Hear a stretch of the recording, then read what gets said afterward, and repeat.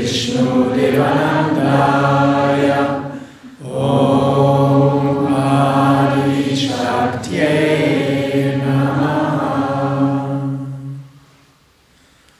Heute Abend wird uns Omkari Kalausch zu den Klängen der Harfe in die Meditation führen.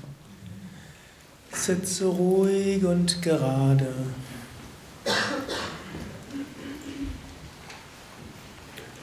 Atme ein paar Mal tief ein und aus.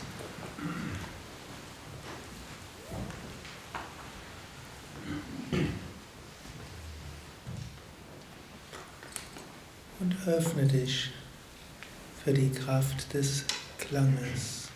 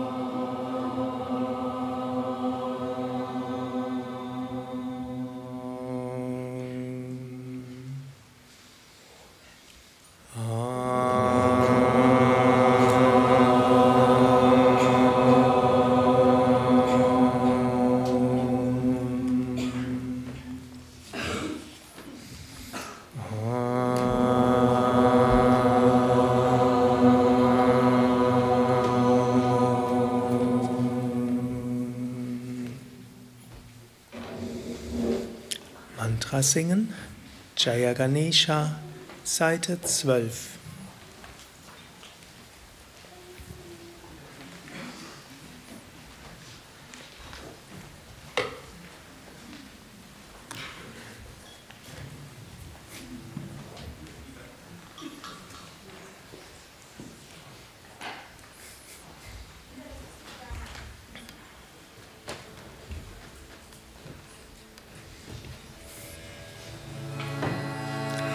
Jaya Ganesha, Jaya Ganesha, Jaya Ganesha, Paimam, Shri Ganesha, Shri Ganesha, Shri Ganesha, Rakshamam.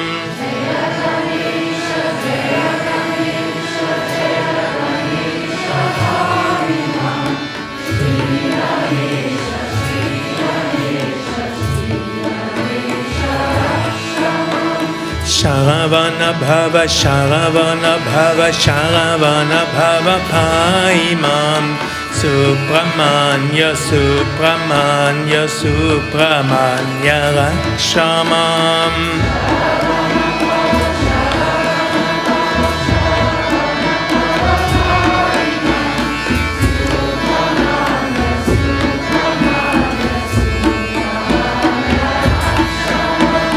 Jaya Saraswati, Jaya Saraswati, Jaya Saraswati, Paimam.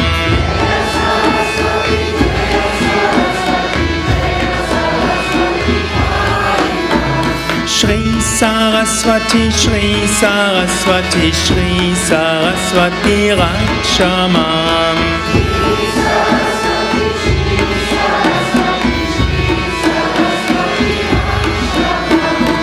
Jaya Guru Shiva Guru Hari Guru Ram, Jagat Guru Param Guru Sat Guru Shyam.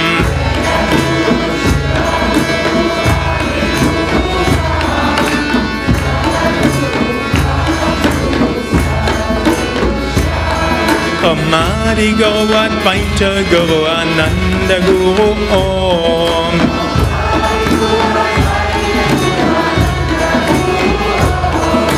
Chid Guru Chid Gana Guru Chid Maya Guru Om.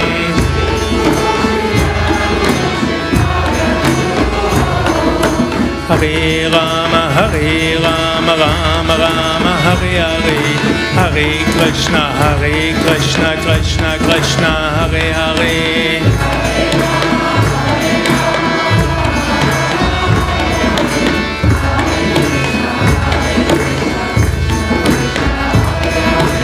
Hare Rama Rama Rama Hare Hare, Hare Krishna Krishna Krishna Hare Hare.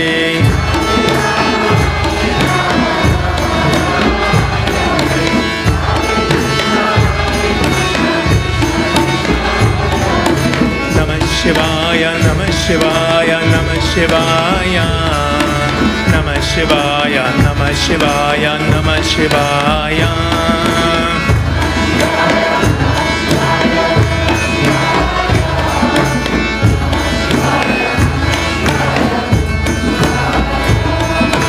Om Namo Narayanaya, Om Namo Narayanaya.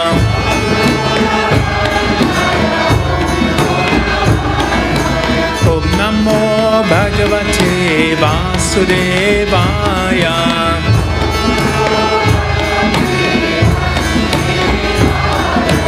Om Namo Bhagavate Sivanandaya. Om Namo Bhagavate Satgurunathaya.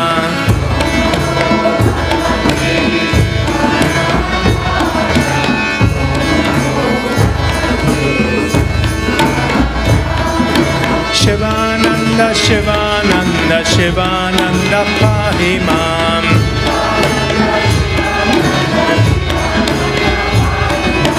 Satgurudeva, Satgurudeva, Satgurudeva, Rakshamam.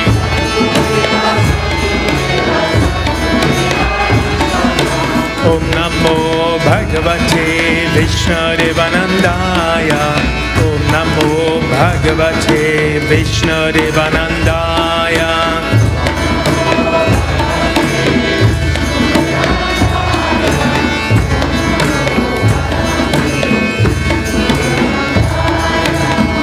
Swami, Vishnu-Swami, Vishnu-Swami, Pahimam.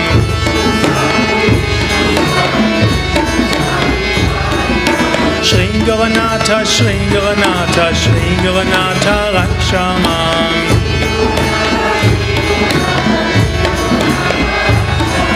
Shri Ram, Jaya Ram, Jaya Jaya Ram, Shri Ram, Jaya Ram, Jaya Jaya Ram.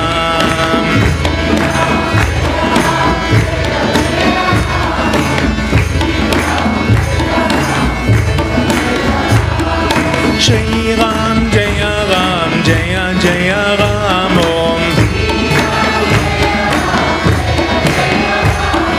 Shri Ram, Jaya Ram, Jaya Jaya Ram,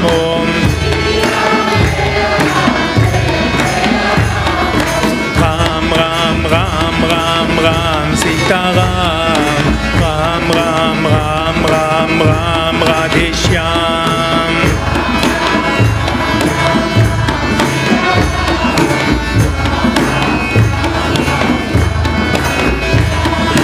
Ram Ram Ram Ram Ram Radhishyam. Ram Ram Ram Ram Ram Sita Ram.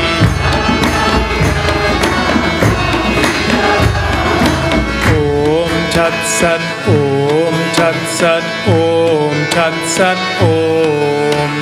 Om Shanti, Om Shanti, Om Shanti, Om.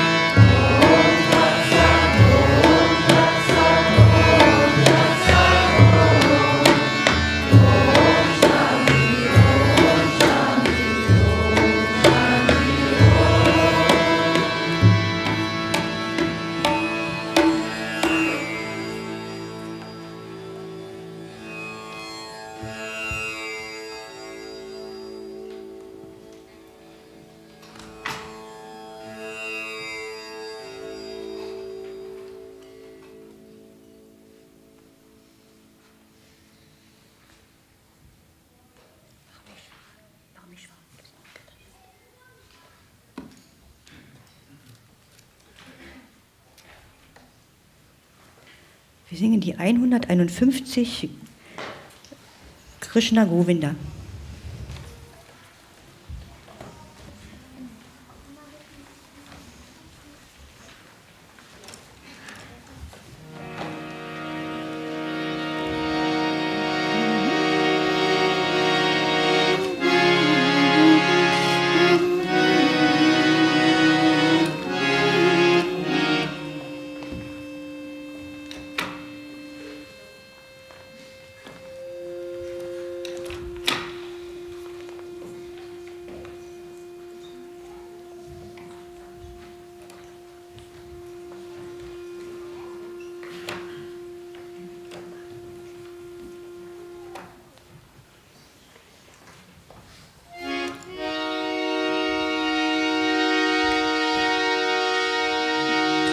Krishna Govinda Govinda Gopala Nandalal, Krishna Govinda Govinda Gopala Nandalal.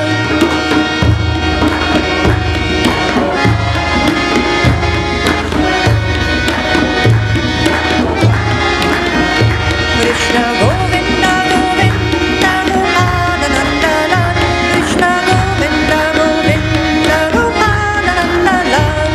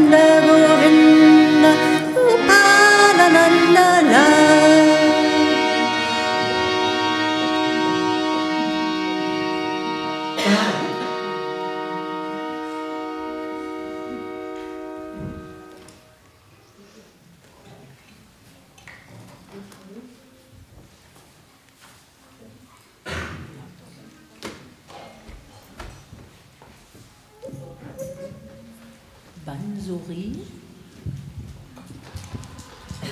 Aber ich weiß nicht, wo es steht. Bansuri Shyamaki. Die Nummer 162.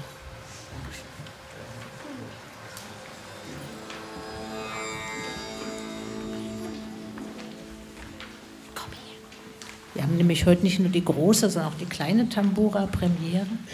Ich freue mich sehr, dass du mitspielst. Na klar.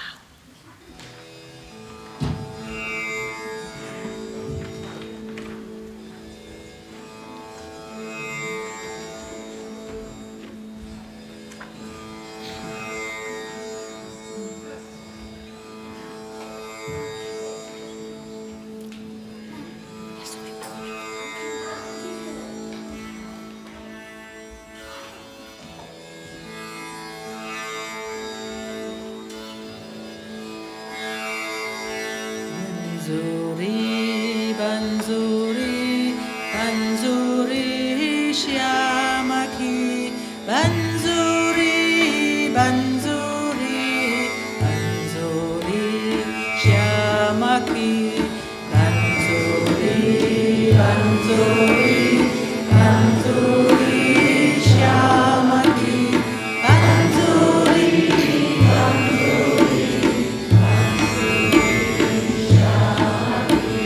Hey Rama, Hey Rama, Hey Rama, Hey Rama, Hey Rama, Hey Rama, Hey Rama, Hey Rama.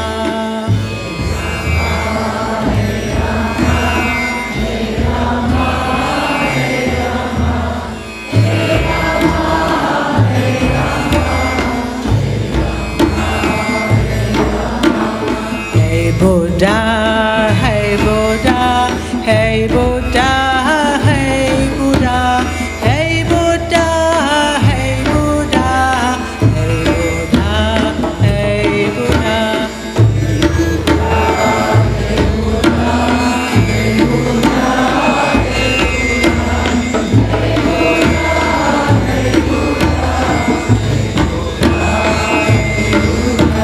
Hey Krishna, Hey Krishna, Hey Krishna, Hey Krishna, Hey Krishna, Hey Krishna, Hey Krishna, Hey Krishna.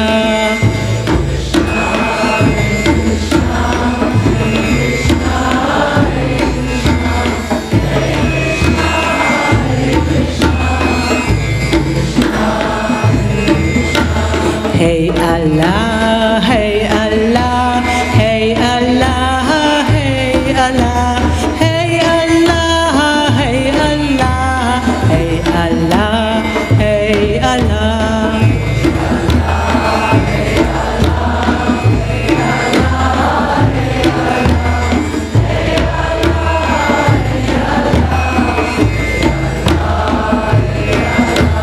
Hey Jesus, Hey Jesus, Hey Jesus, Hey Jesus, Hey Jesus, Hey Jesus, Hey Jesus, Hey Jesus.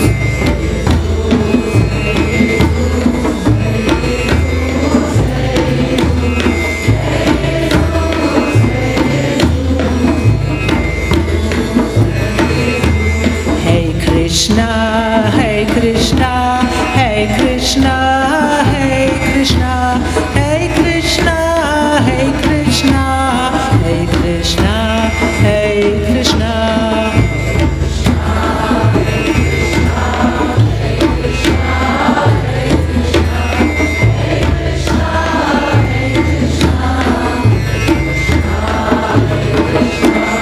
Bansuri, Bansuri, Bansuri, Shyamaki, Bansuri, Bansuri, Bansuri, Shyamaki, Bansuri, Bansuri, Bansuri, Shyamaki, Bansuri, Bansuri, Bansuri.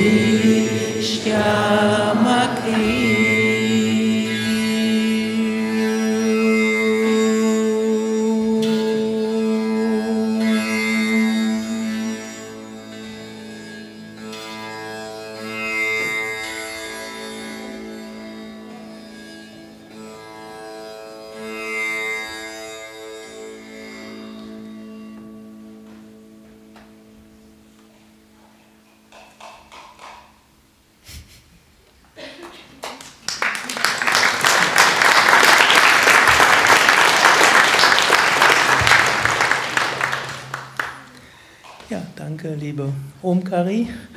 Omkari hat vor über 22 Jahren bei Yoga Vidya die Yogalehre aus dem Lanzarote gemacht und sie hat letztlich bei Yoga Vidya Tampura und Harfe und Monochord eingeführt, letztlich auch Klang-Yoga-Stunden, geht alles so auf ihre Initiative zurück und ich freue mich, dass sie jetzt nach einer gewissen Pause wieder hier ist und hoffe, sie etwas öfter mal hier begrüßen zu können, vielleicht mindestens im Satsang, so weit wohnt sie ja nicht entfernt. Also du hast großen Einfluss gehabt hier. Klang-Yoga ist sehr wichtig hier geworden. Om Namah Shivaya. Ich möchte gerne mit euch 205 singen.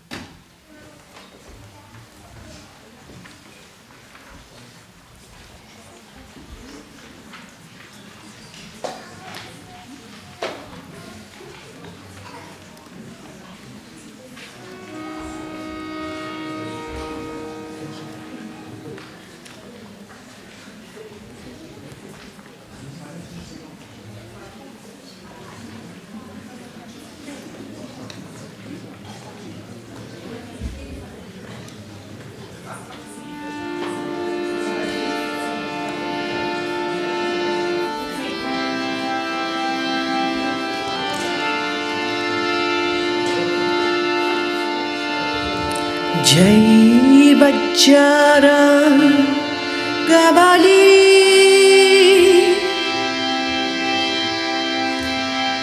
Ich habe mich vertan. Raghupati Raghava Rajaram.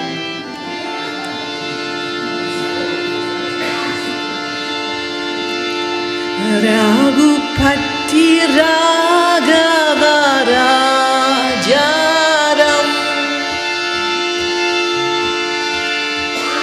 Patita Pavana Zitaram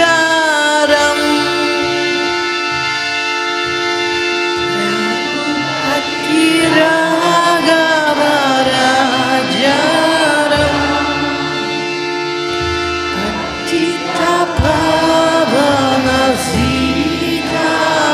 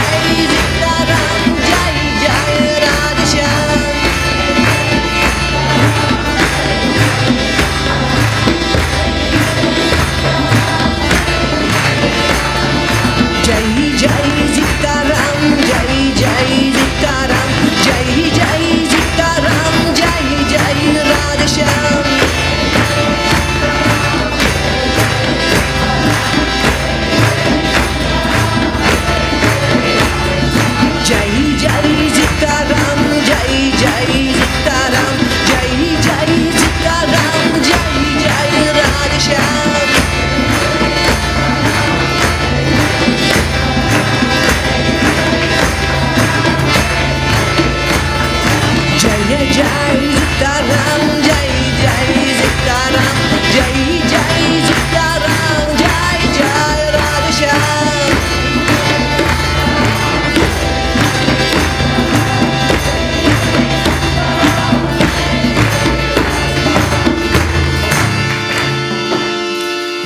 Raghupati Raghava Rajaram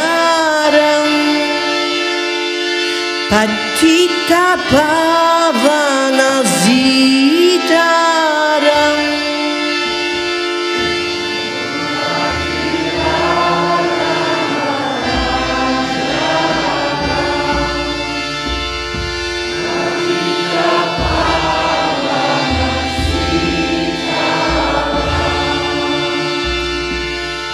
Sitaram Jaya Sitaram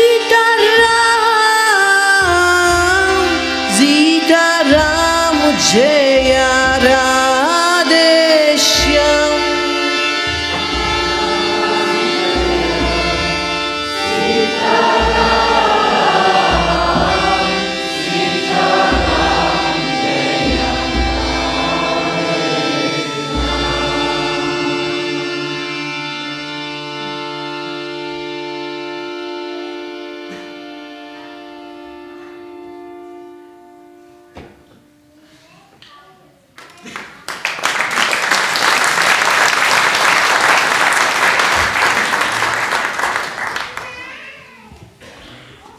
Danke, Ruzan, die nicht nur wunderschön singt, sondern auch in unserer Yoga-Therapieabteilung ist und vielen Menschen schon viel helfen konnte.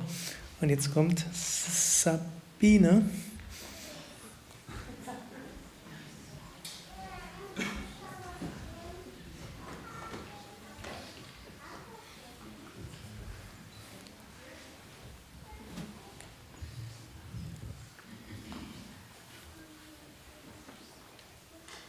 Ich möchte das Sri Ram Jaya Ram mit euch singen, das ihr auch vorher schon beim Jaya Ganesha gesungen habt.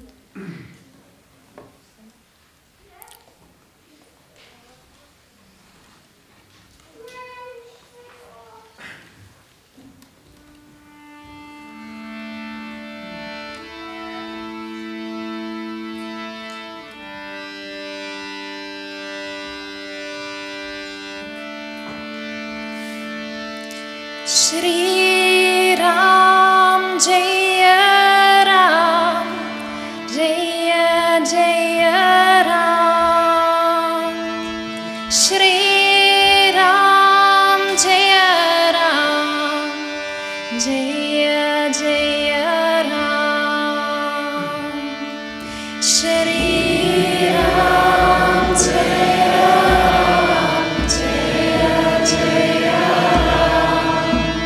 Shri Ram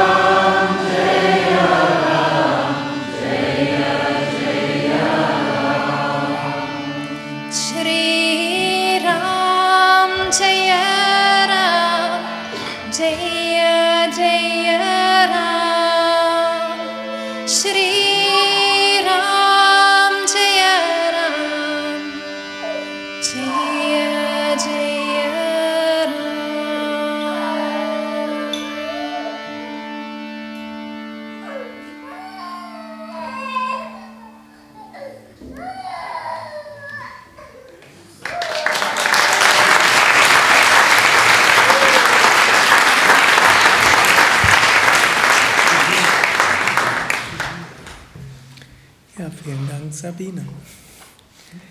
Ja, Nalini, Dr. Nalini Sahai. Seit vielen Jahren kommt sie zu Yoga Vidya, ist Yoga-Meisterin, Psychologin, Doktorin der Psychologie. Sie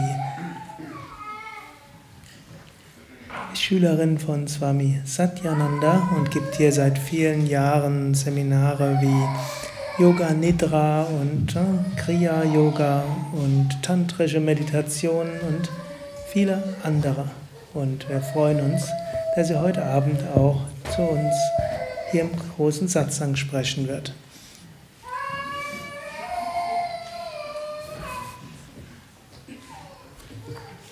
Namaste. I'm always very happy to be here. Ich bin immer sehr glücklich, hier zu sein. And what I want to speak about is sadhana. Ich möchte heute über Sadhana sprechen. I think all of us have heard this word sadhana. Ich denke, dass alle von uns dieses Wort Sadhana schon gehört haben. It is the favorite word of all the gurus. Es ist das Lieblingswort von allen Gurus. And it is a word which takes a very long time to understand. Und es ist ein Wort, für das man sehr lange braucht, um es wirklich zu verstehen. Because sadhana means discipline and a spiritual practice so that you connect with your inner self. Denn Sadhana bedeutet die spirituelle Disziplin in einer spirituellen Praxis, damit du die Verbindung mit deinem eigenen Selbst erreichen kannst. Swami Sivananda has used this word so many times, sadhana. Swami Sivananda hat dieses Wort Sadhana so oft benutzt. And sadhana is connected with our will. Und Sadhana hängt auch sehr stark mit unserem Willen zusammen. How often have we not heard ourselves say, I do not have the willpower. Wie oft haben wir nicht schon gesagt, ich habe nicht die Willensstärke. I can't do it. Ich kann es nicht tun. And this is what Swami Vivekananda said. He said that sadhana, the daily practice, will develop our will. Und Swami Vivekananda sagte, dass diese tägliche Praxis unsere Willensstärke entwickeln wird. So what is this sadhana? Also was ist nun dieses Sadhana? Let me just give you briefly what Swami Sivananda said. Und lass mich kurz darüber sprechen, was Swami Sivananda dazu gesagt hat. Swami Sivananda said that in order for us to practice our sadhana, there are certain things we must do. Um Sadhana zu praktizieren, gibt es bestimmte Dinge, die wir da tun müssen. And he was referring to a yogic sadhana. And since I take it, we are all yogis, we can call ourselves yogis, Sukadev. Und er hat über yogisches Sadhana gesprochen und wir halten uns ja alle für Yogis. Wir sind alle Yogis, oder? So kann ich doch sprechen, Sukadev. So this is a yogic sadhana. Es geht also um yogisches Sadhana. That means we must practice asanas and pranayams. Und das heißt, wir müssen Asanas und Pranayama praktizieren. And a daily practice. Und zwar täglich.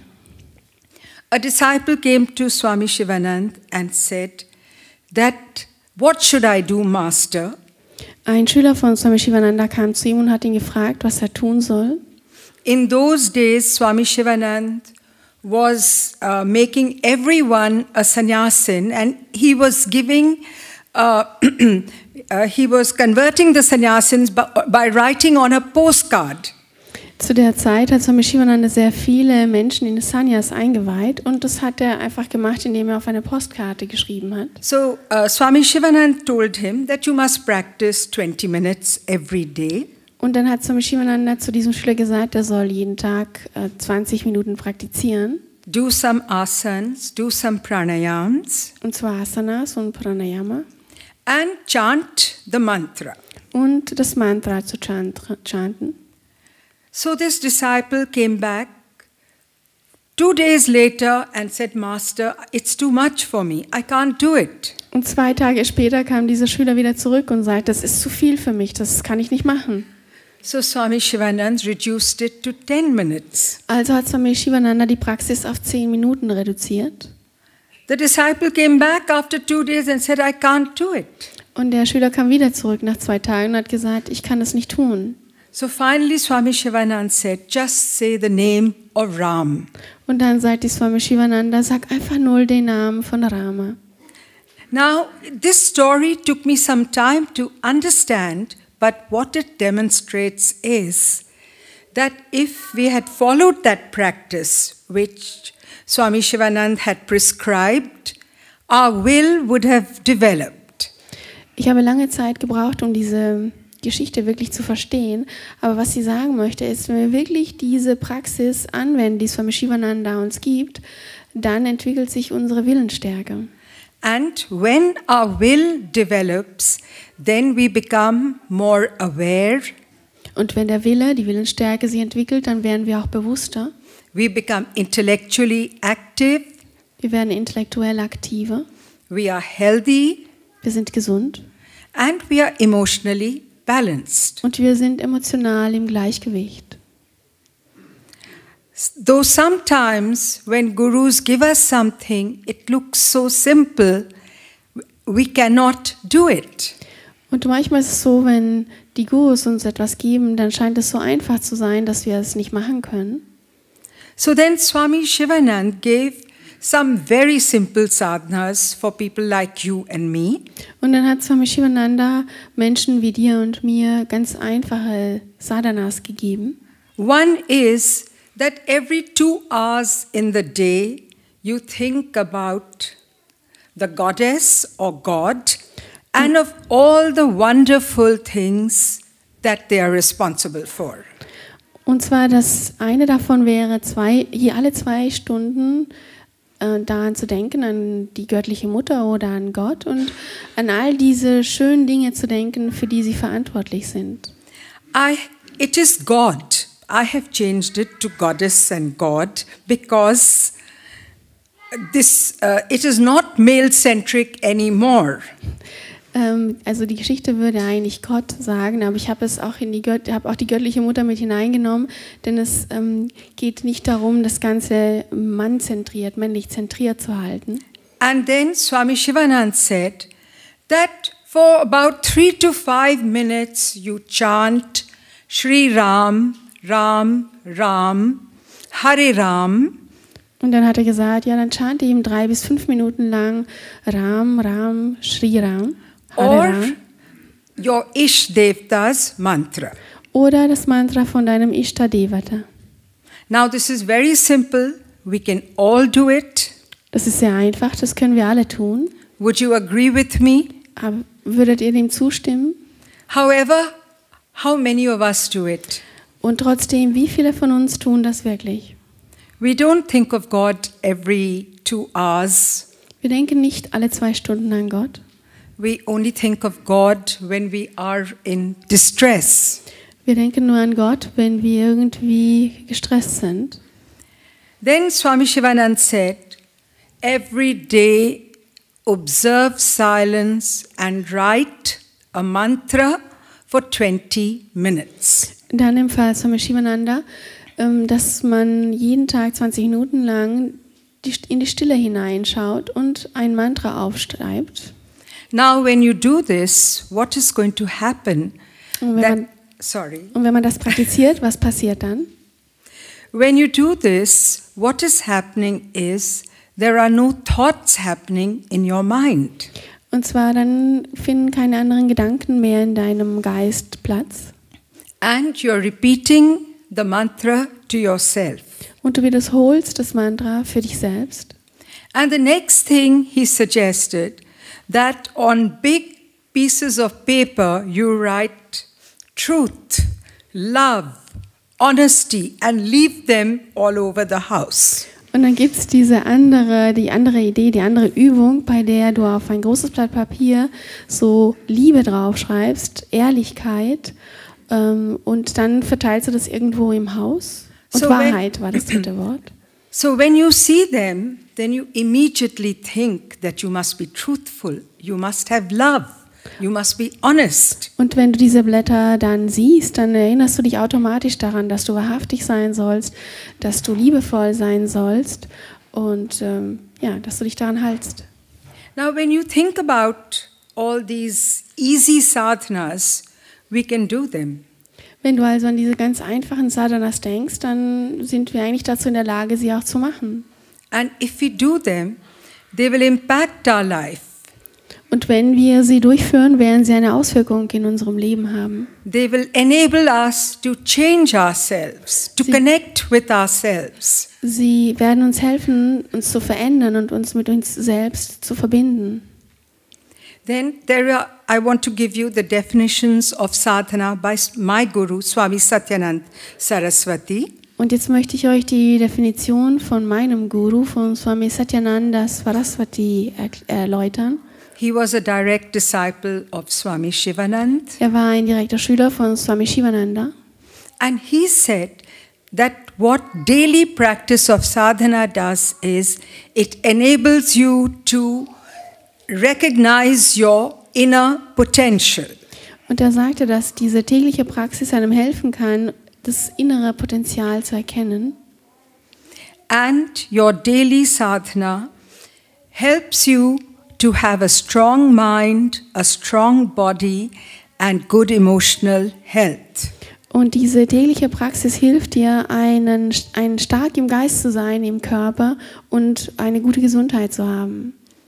And his prescription for a daily sadhana is about 10 minutes of asanas, starting with Surya Namaskar, or it depends on your ability. Und er schlägt vor, dass man 10 Minuten täglich Asanas praktiziert. Man beginnt dabei mit den Sonnengrüßen oder mit anderen Übungen, die dir entsprechen.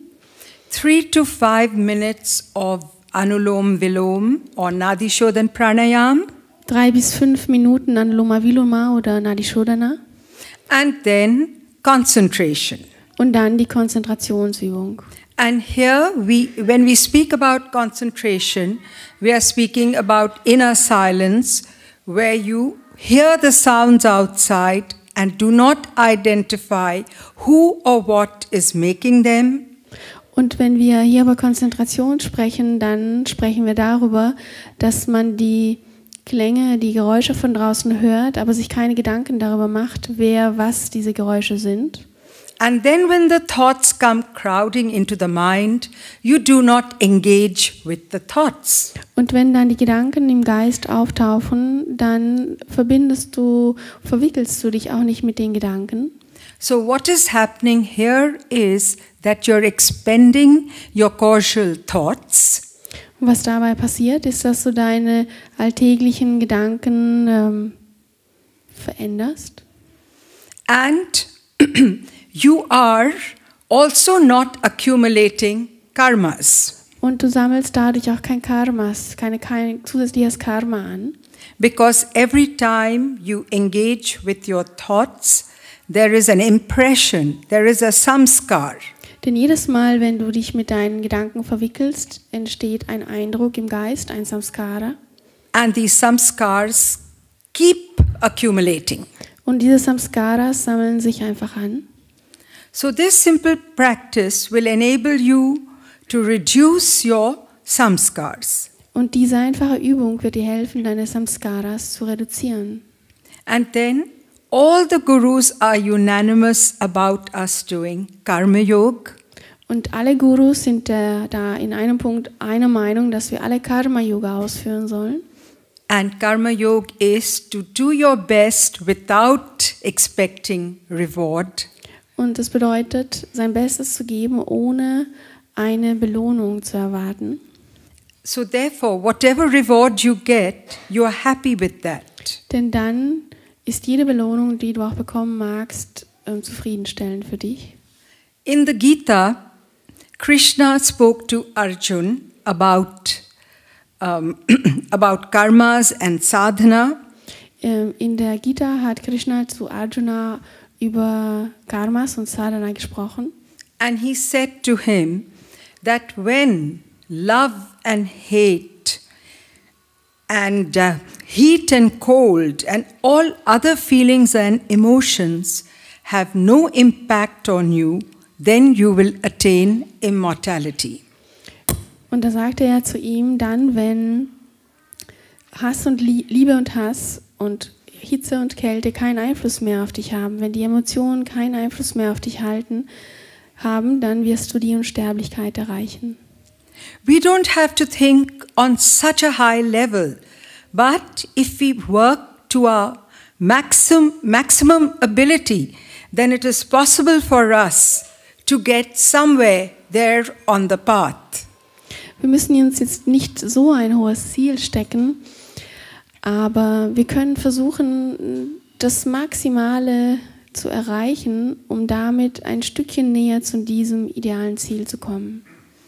All of us speak a lot about tamasic, rajasic and sattvic guns. Viele von uns sprechen sehr viel über die Gunas, Rajas, Tamas und Sattva. And sometimes we say, oh, that person is tamasic, that person is rajasic. Und manchmal sagen wir, oh, dieser Mensch ist Tamasik, dieser ist Rajasik. However, I have to tell you that the gunas, they keep changing within us. All three are within us. Was ich euch aber sagen möchte, ist, dass alle 3 Gunas in uns sind und sich auch immer wieder verändern. And it is by our karma yoga and our other yoga practices that we can go on to being a sattvic individual.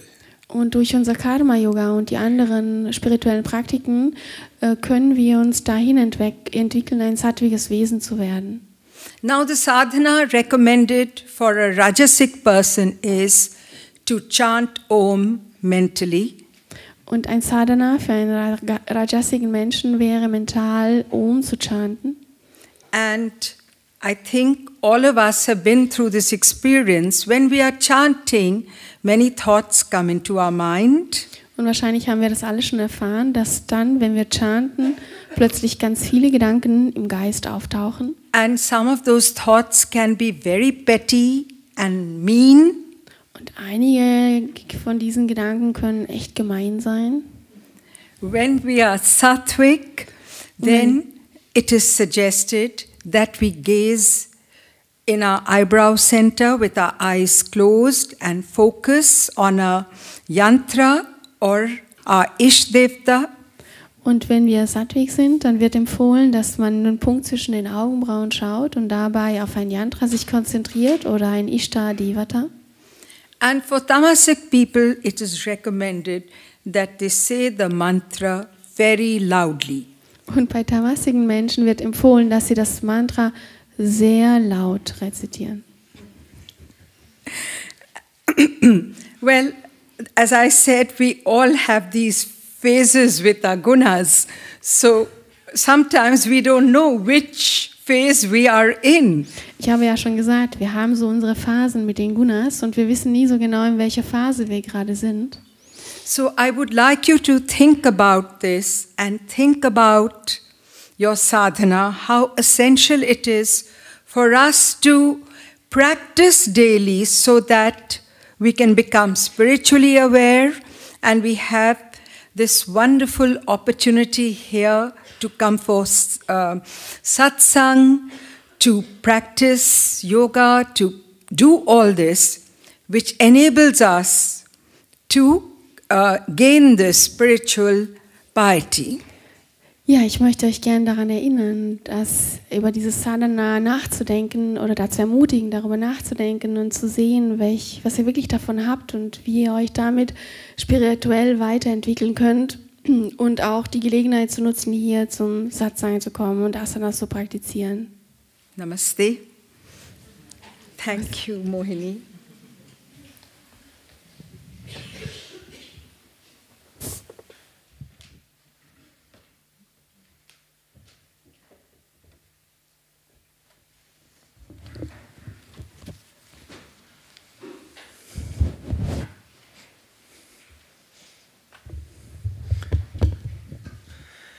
Thank you, Nalini, for this wonderful talk on sadhana, spiritual practice. So we'll all practice to overcome tamas and rajas and use sattva for God realization.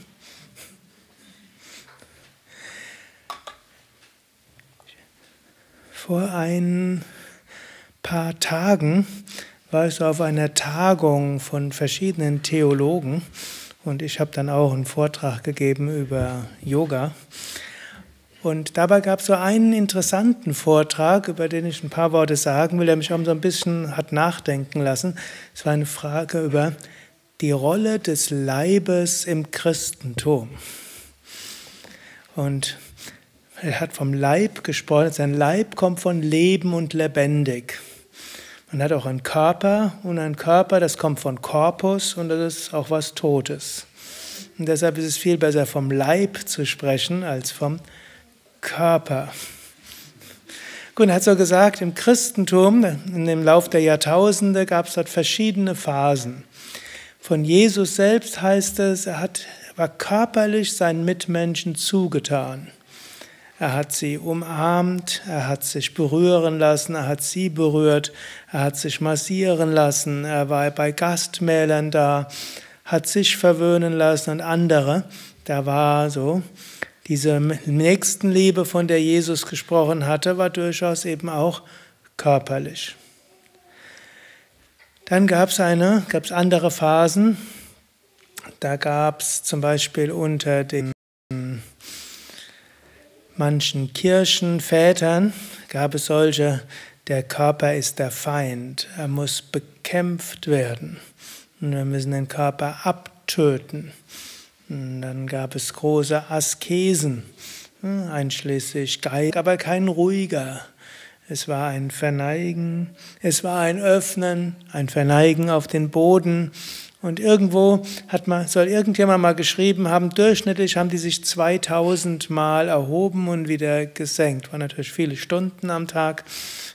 Also den Körper nutzen, um eine Emotion auszudrücken und um die Emotion stärker werden zu lassen. Ist ja nicht, wenn wir hier singen, dann klatschen wir. Aber wir werden dann nachher noch mal ein bisschen weiter darauf eingehen. Dann kam die nächste und dann hat er noch gesagt, im Mittelalter gab es keine Bänke in den Kirchen. Die Kirchenbänke gab es erst im 16. Jahrhundert. Die Menschen auf dem Boden gesessen und sie hätten durchaus, und das wäre das gemeine Volk gewesen, hätte so praktiziert, wie es die Wüstenväter und Mütter gesagt haben. Also sie hätten nicht einfach nur ruhig gesessen, wie er das mindestens probiert, sondern sie wären immer wieder aufgestanden und hätten sich verneigt und die Arme gehoben und nach vorne. Und das wäre dort, die Gottesdienste wären sehr lebendig gewesen. Fand ich eigentlich ganz interessant. Zum einen spontan, zum anderen aber auch bewusst, um Emotion, um Hingabe, um Gottesverehrung hervorzurufen, Körperbewegungen zu machen.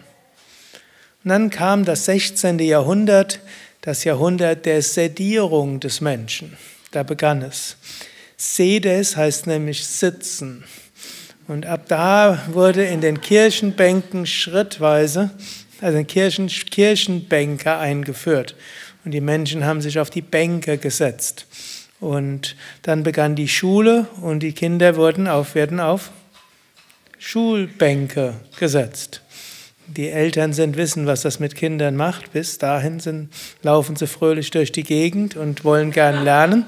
Und dann ist es ein bisschen schwieriger. Gut, und so wird irgendwo der Mensch ruhig gestellt, sediert. Aber aus diesem ruhig gestellten kommt dann irgendwo, dass er innere Unruhe hat. Gut, und das war eben letztlich die Phase der Ignorierung des Körpers. Im Sinne von, der Körper, weder gilt es, den Körper zu quälen, noch gilt es, freundlich zum Körper zu sein, noch gilt es, den Körper zu nutzen und Emotionen auszudrücken oder Hingabe zu Gott zu stärken, sondern er wird ruhig gestellt, hingesetzt.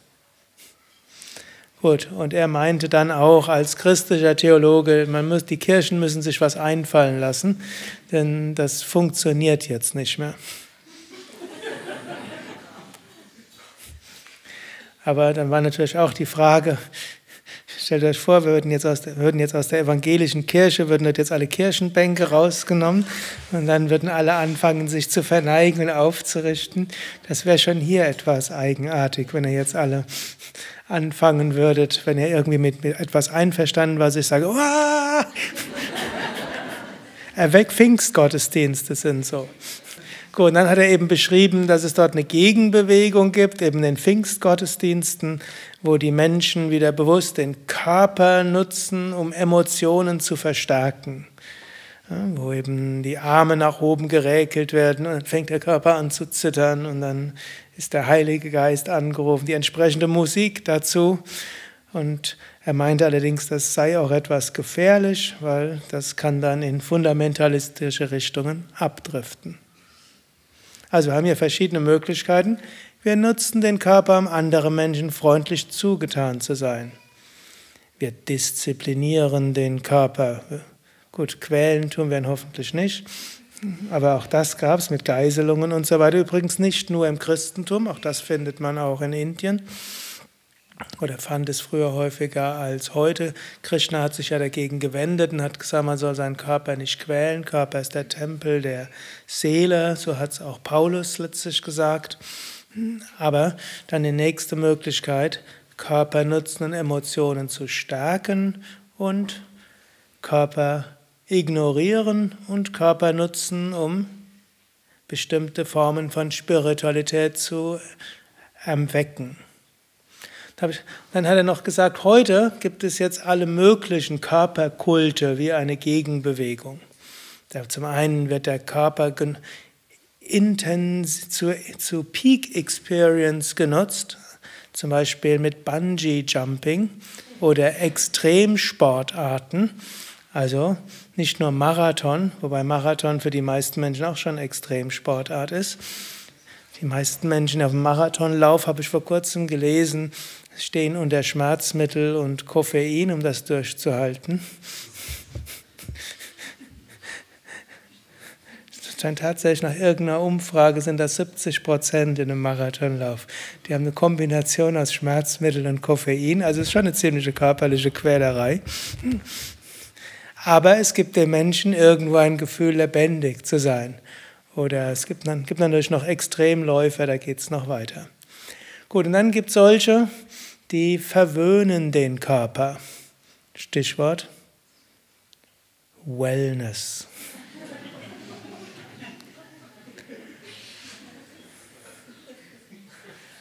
Und dann habe ich so gedacht, wie gehen wir eigentlich im Yoga mit dem Ganzen um? Ich könnte jetzt noch mehr sagen, aber ich will jetzt so ein bisschen vom yogischen Standpunkt. Auf gewisse Weise finden wir all das auch irgendwo im Yoga. Es gibt auch jetzt nicht in unserer Tradition, dass man seinen Körper quält und mit Askese und Swami Sivananda hat dagegen gewettert, der Buddha hat dagegen gewettert und Swami Vivekananda hat dagegen gewettert. Die haben es alle gemacht, aber sie haben danach dagegen gewettert. Das ist auch etwas, was ich mal so kurz thematisiert habe in einem anderen Kontext. Alle großen Meister sagen, man soll seinen Körper nicht quälen, man soll freundlich zu seinem Körper sein.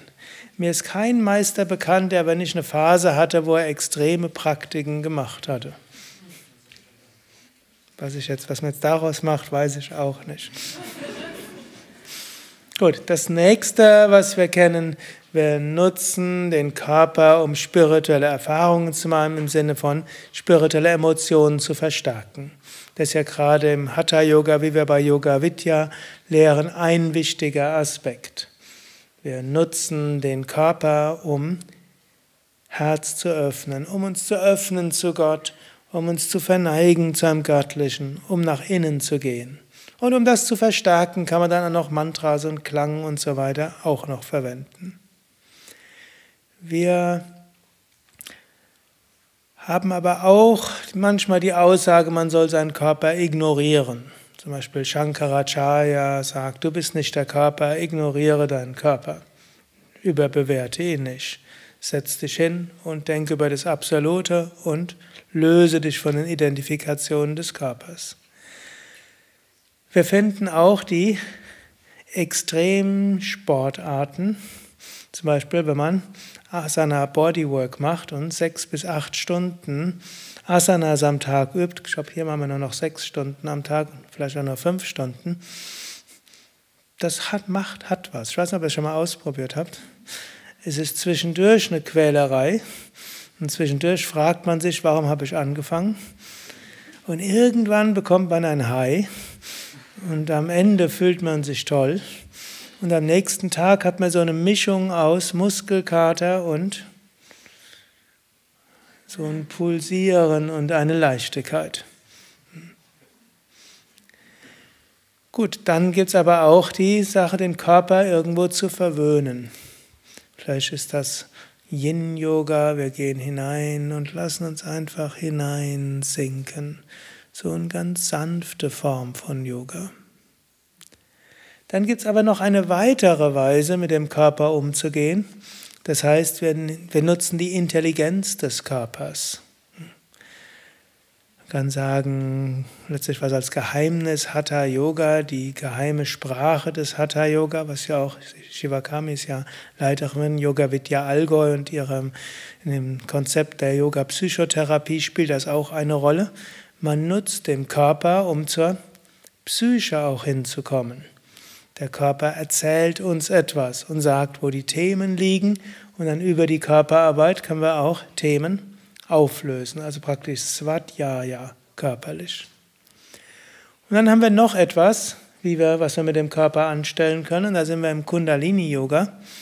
Im Kundalini-Yoga nutzen wir den Körper, um indirekt zur Gottverwirklichung zu kommen. Nämlich, wir üben Asanas und Pranayama und verbinden das mit besonderen Konzentrationen, um das Prana im Körper zu aktivieren, die Chakras zu öffnen, die Energie in die Sushumna zu bringen, die Kundalini zu erwecken und dann zur Erleuchtung zu kommen. Also auch hier, wir arbeiten körperlich, aber es ist nochmal eine andere Sache. Also über den Umweg des Pranas können wir sagen. Das ist etwas anderes, als wie wir es letztlich, wenn wir Asanas als Bhakti-Yoga machen. Wir machen die Asanas als Ausdruck von Hingabe oder um Hingabe zu erzeugen. Und auch anders, als wenn wir einfach unseren Körper verwöhnen. Und auch anders, als wenn wir mit dem Körper arbeiten, um an die psychischen Themen zu kommen, um über die psychischen Themen zur Spiritualität zu kommen und auch zur Gottverwirklichung.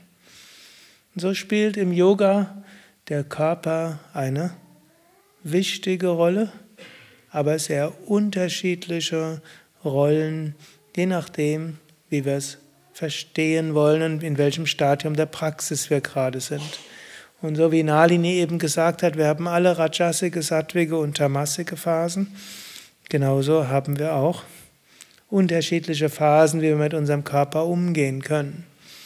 Natürlich, dem Körper als Mittel für Svadhyaya ist auch etwas, wo man Krankheit als Sprache der Seele ansehen kann und dann eben sagt, was sich im Körper manifestiert, auch an Krankheiten, könnte etwas zu tun haben mit unserer Psyche und könnte auch ein Hinweis auf etwas sein.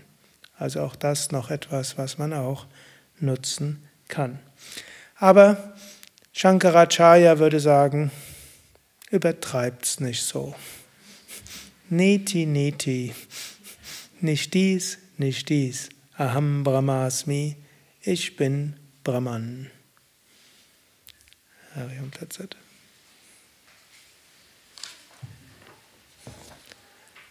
Dann wollen noch Nick und Verena Kirtan singen. Sind die beiden da? Von Yoga Vidya Rosenheim.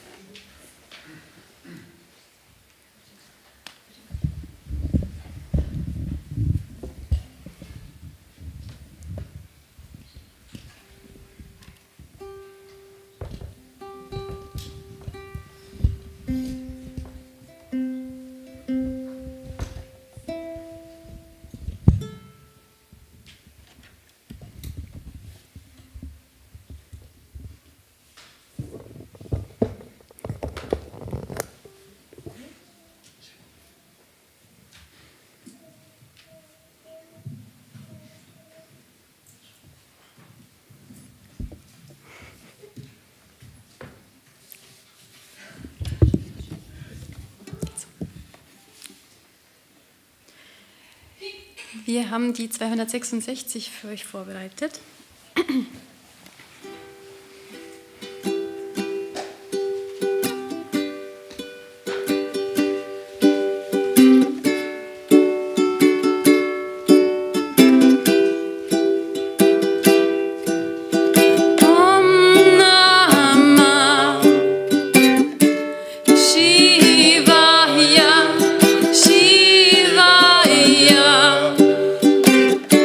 Namo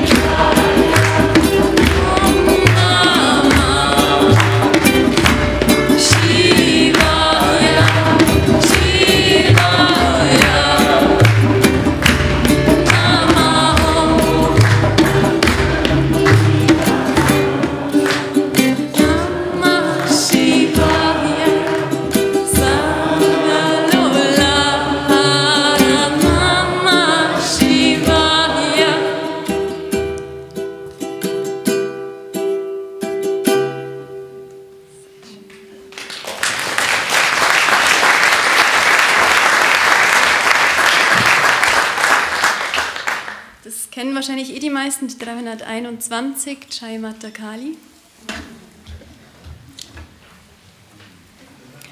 Und ihr dürft im Endeffekt, weil es bestimmt jeder kennt, einfach einsteigen, sobald wir uns gefunden haben.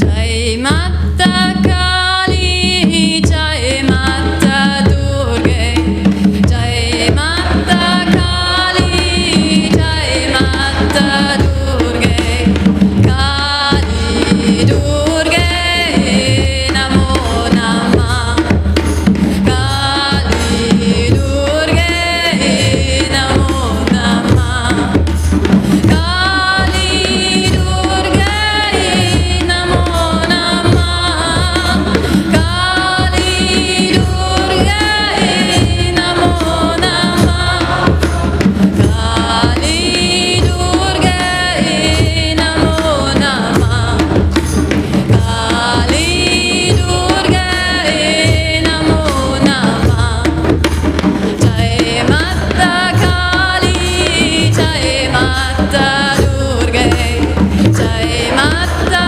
Kali, Jai Mata Durga, Kali Durga, Namo Namah, Kali Durga, Namo Namah, Kali Durga, Namo Namah, Kali Durga, Namo Namah, Kali Durga, Namo Namah, Kali Durga, Namo Namah, Jai Mata Kali, Jai Mata Durga, Jai Mata Kali, Jai Mata Durga, Kali Durga, Namo Namah,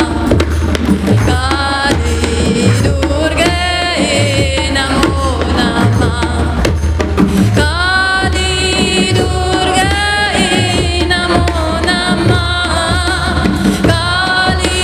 Durga, Namo Namah, Kali Durga, Namo Namah, Kali Durga, Namo Namah, Kali Durga, Namo Namah, Kali Durga, Namo Namah, Jai Mata Kali, Jai Mata Durga, Jai Mata Kali, Jai Mata Durga, Kali Durga, Namo Namah, Kali Durga, Namo Namah, Kali Durga, Namo Namah, Kali Durga, Namo Namah, Kali Durga, Namo Namah.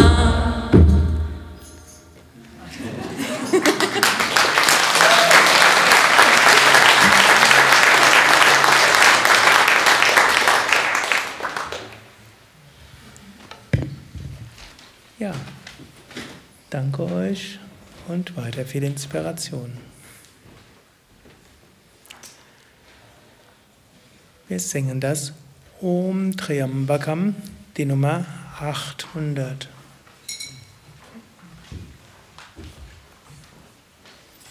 Und wir wollen es für Mirabai singen. Sie hat heute Geburtstag und wir wünschen ihr alles Gute im neuen Lebensjahr. Und wir wollen Om Triambakam auch singen für Hildegard Han für gute Genesung. Om Triambakam yajamahe sugandhim pushtivartanam urvarukamiva bandhanan mrityor mukshiyamamritat. Om Triambakam yajamahe sugandhim pushtivartanam Urvarukamiva bandhanam mrityora-mokshiyama-mutat. Om Triambakam yajamahe sugandhim pushtivartanam urvarukamiva bandhanam mrityora-mokshiyama-mutat. Om Sarvesham Swasti Bhavatu Sarvesham Shantira Bhavatu Sarvesham Puranam Bhavatu Sarvesham Mangalam Bhavatu Sarve Bhavantu Sakinaha Sarve Santu Niramayaha Sarve Bhadrani Pashyantu Ma Kaschit Dukhabhag Bhavet Asato Ma Satkamaya Tamaso Ma Jyotir Gamaya Mrityo Ma Mritam Gamaya. Om Purnamada Purnamidam Purnat Purnamudachyate Purnasya Purnamadaya Purnameva Vashishyate. Om Shanti Shanti Shanti. Om Frieden Frieden Frieden.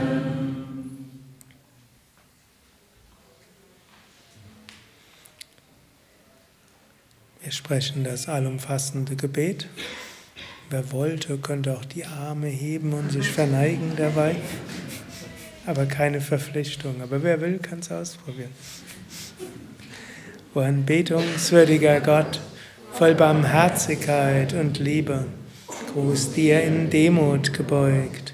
Sein ist dein Wesen, Wissen und Seligkeit.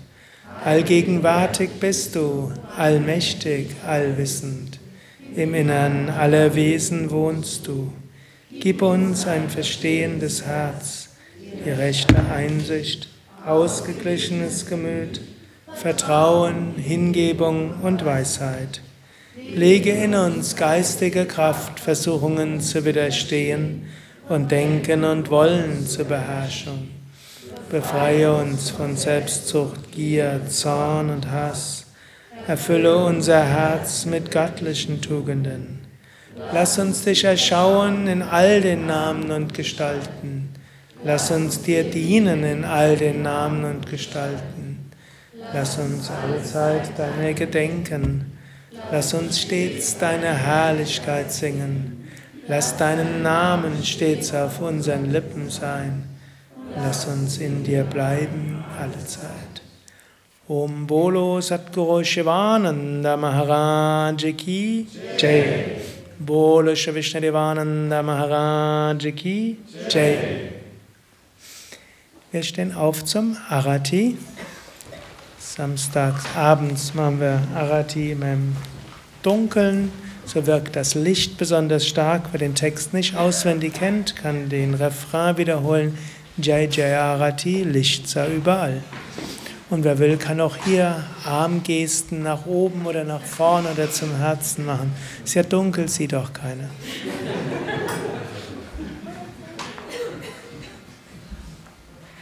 Hingabe. Jai Jai Arati, Vidya-Satsang, Vidya-Satsang, Shri Ganesha, Jaya Jaya Arati, Subramanya, Kartikeya, Jaya Jaya Arati, Venugopala, Venugopala,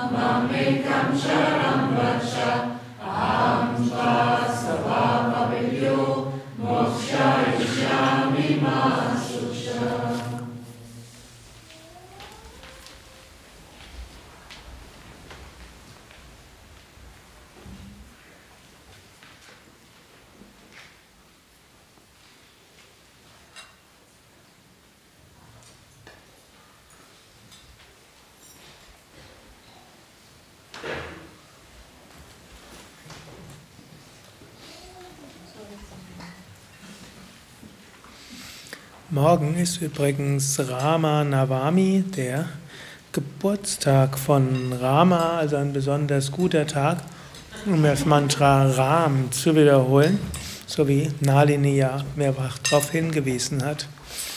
Ja, wo gerade Shivakami noch da ist, will ich nochmal darauf hinweisen, Yoga Vidya hat nicht nur diesen Ashram hier, wir haben auch einen wunderschönen Ashram im Allgäu. Und da könnt ihr in den Bergen Yoga üben und in einer etwas kleineren Gemeinschaft tiefe Erfahrungen machen. Und wir haben natürlich auch einen Ashram an der Nordsee und im Westerwald. Nordsee Meerluft und Westerwald besonders idyllisch gelegen, mitten im Wald an einem wunderschönen kleinen Bach. Ja, und demnächst haben wir auch ein Yoga-Musik-Festival, das ist am Christi Himmelfahrt und hat von Donnerstag bis Sonntag alle möglichen Musiker und Gruppen, die mal meditativer, mal enthusiastischer helfen, tiefe spirituelle Erfahrungen zu machen mit viel Freude. Ja, dann wünsche ich euch noch einen schönen Abend und eine angenehme Nachtruhe. Morgen früh geht es dann wieder ähnlich los wie heute Morgen. Hier die stille Meditation im Saraswati-Raum, die geführte. Und um 6 Uhr dann hier fortgeschrittenes Pranayama oder 5 Uhr Homa im Homa-Raum oder lange Meditation im Shivalaya.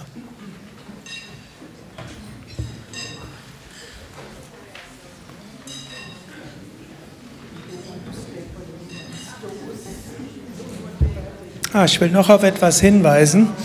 Es gibt ein neues Buch im Yoga Vidya Verlag, Meditieren lernen. Ein schönes Buch, um selbst Anregungen zu bekommen zur Meditation, wie auch ein schönes Buch auch anderen zu schenken, die ein bisschen selbst anfangen wollen mit Meditation. Dabei ist nicht nur Meditation, sondern auch Tipps für den Alltag. Also neues Buch im Yoga Vidya Verlag erschienen, Meditieren lernen.